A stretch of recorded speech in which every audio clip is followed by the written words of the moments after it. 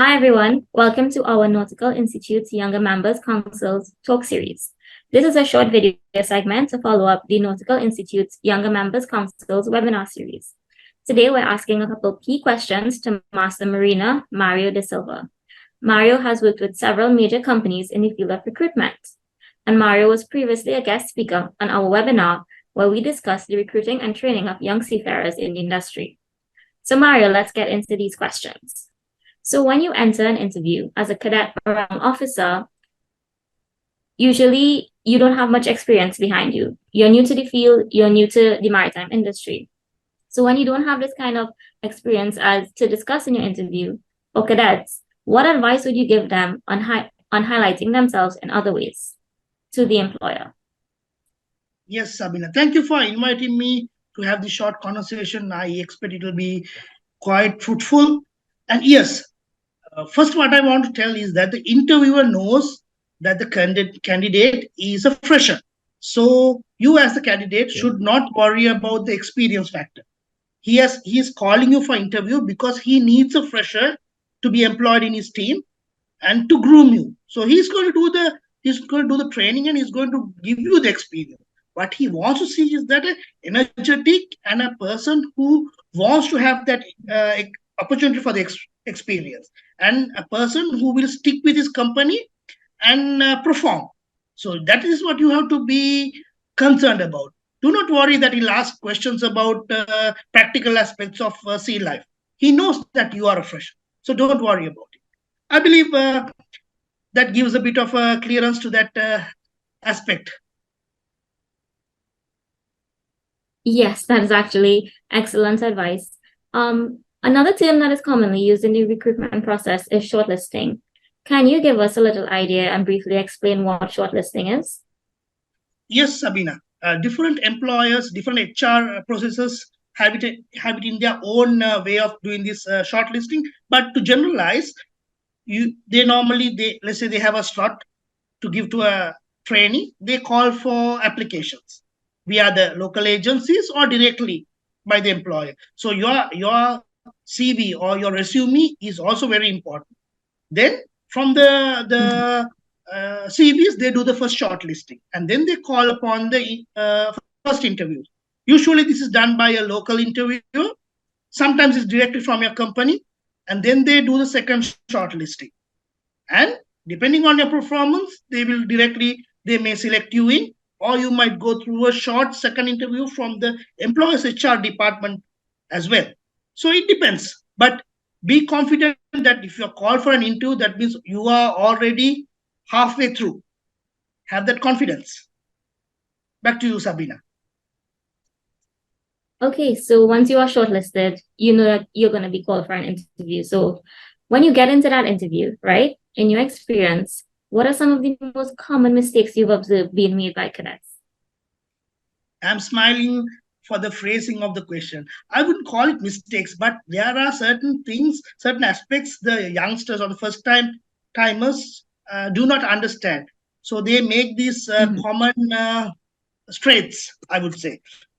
First thing to remember is that it's not an exam. The interviewer is not there to examine you. He's basically there to have a conversation with you. So he expects you to have a basic chat. So he wants to gauge your personality more than your book knowledge.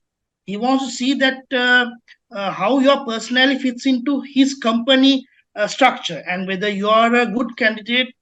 Because no one interviews you for a cadet position. He's interviewing, looking for a future master, future chief engineer, or a senior officer in his company. That's what he's interviewing you for. So he will teach you, he will groom you. So you have to make sure that you're open, you're honest, and that you're free with yourself. Don't try to parrot answers. Don't try to gauge answers from your colleagues who have gone through interviews and try to repeat those answers. They do not work. Interviewer wants you to be an original person. The question needs to be gauged. You have to be safety minded. This is very important in shipping sector. So respond to technical questions in safety aspects and be open and be honest. If you don't know, simply say you don't know. If you don't understand the language of the question, ask the interviewer to repeat. they will happily do it. So, Sabeena, I hope the Okay, youngsters excellent are getting advice. some understanding. Yeah, it's actually teaching me a lot as well. But on the other hand, do you see nerves or anxiety affecting many of your candidates during the interview process? And if so, what sort of advice would you give a seafarer on managing nervousness or anxiety during an interview? Well, it's a yes and a no. I put it back towards the interviewer as well, because the interviewer knows Mhm. the youngster sitting in front of you is a first time interview. Maybe it's his first interview in his life. So the interviewer also has a responsibility to make the cadet or the young chap in front of him feel free.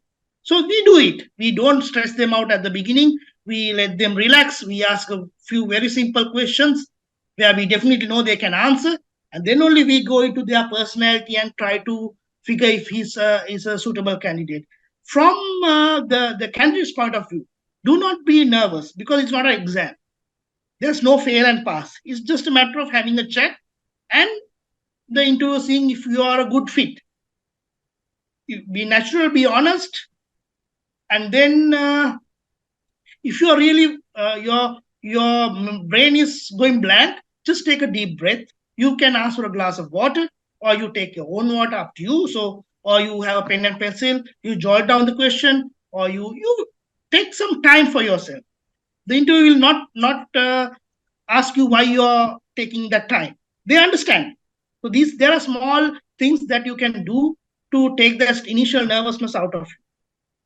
But what I'm saying is that don't worry. The interviewers are very friendly and they are there to help you out because they want to, they need you to come into their company. Back to you. That's a relief to hear. From my point of view, definitely a relief to hear. But as a recruiter, when you're conducting these interviews, what sort of questions do you wish the candidates would ask you about the company or the role that they're recruiting for, interviewing for? Very good question, Sabeena. Very good question. This is somewhat of a gauging point for the interviewer as well. They normally, towards the end of the interview, they give you the opportunity. They ask, do you have any questions for me? Or do you need to ask anything from me?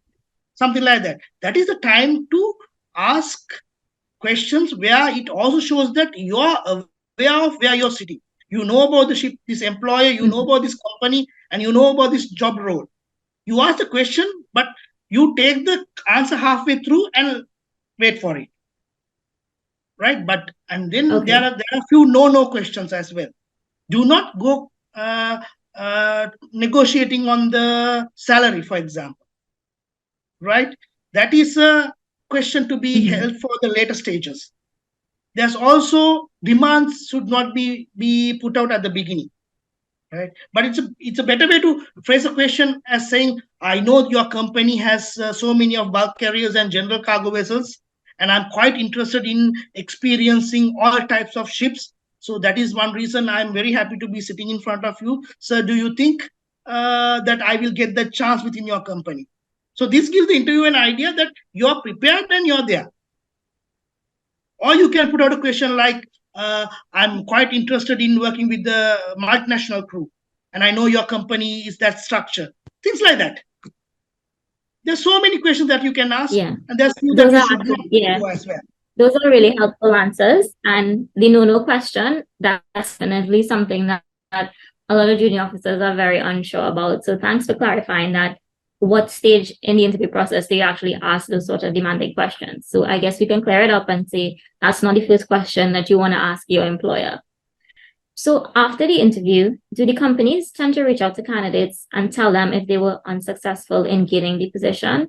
And do you think that this would be beneficial to the candidates if they were given this sort of information?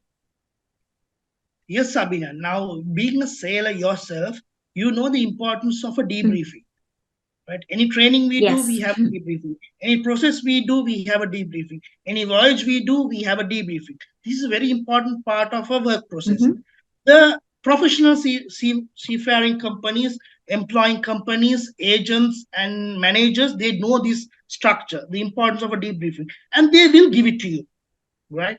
They do that. They give you a call back, or they call you back to the office, and they give you the answer, yes, you are taken in, or unfortunately not at this moment, but these are the things you need to improve, and we will reconsider you for the next slot available.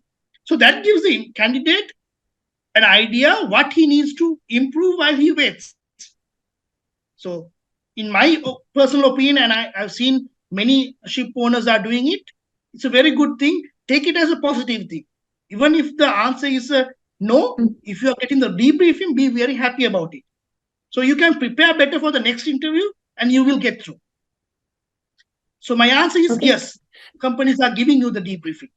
Take it and take that experience. Okay. Well, if in the event that the company does not reach out to me and give me that debriefing, should I, as the candidate, follow up with the company? What do you think is like a suitable time frame before I can reach out to the company and ask them for some feedback or an update? Yes, another good question to answer, Sabeena. You shouldn't badger the employer, but also you shouldn't wait for too long. Let's go back to the question you asked before. What is a good question to ask from your interviewer? This is one of those questions. You can end up asking, when would I expect a response? And he will tell you a week, 2 weeks, or we will email you, or we will send you a message so you follow up. I would say if you don't get that answer at that point, a week would be ideal, because there's a process behind the physical interview. So let them work out, and you are not the only person being interviewed.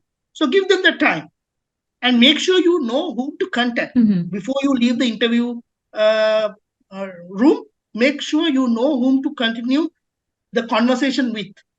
So then you can call back and directly contact that person, because the employees' offices are quite large. Back to you, Sabeena. That's excellent. Well, that's actually our final question for today. Mario, thank you for your time and giving us a little peek into the interview and recruitment process.